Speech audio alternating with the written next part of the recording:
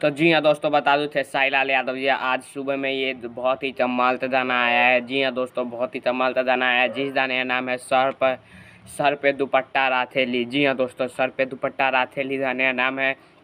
जाने दोस्तों खेसारी लाल यादव जी ने गाया है और ये गाना आज ही सुबह में स्पीड रिचॉर्ड भोजपुरी यूट्यूब चैनल पर सुबह में 8 बजे आप लोग देखने तो मिल जाए। जी हाँ दोस्तों, तो बता दूँ कि अब 8 बजे के बाद ही वीडियो आया था रही, क्योंकि कुछ कारण है, कुछ स्टडीज़ के कारण मैं अब सुबह में 6 बजे वीडियो नहीं डाल पाऊँगा।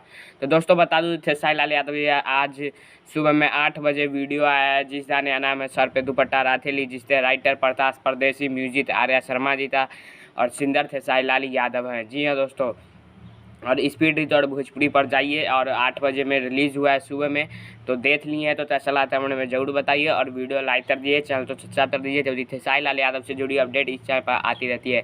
तो मिलता हूँ किसी नए वीडियो में। और मैं बता दूँ तो दोस्तों, मेरे तो गाना बहुत ही शानदार और लाजवाब लगा है और म्यूज़िक का तो कोई जोड़ा नहीं। जी हाँ दोस्तों, तो मिलता हूँ किसी नए वीडियो में, तब तक के लिए जय हिंद, जय भारत।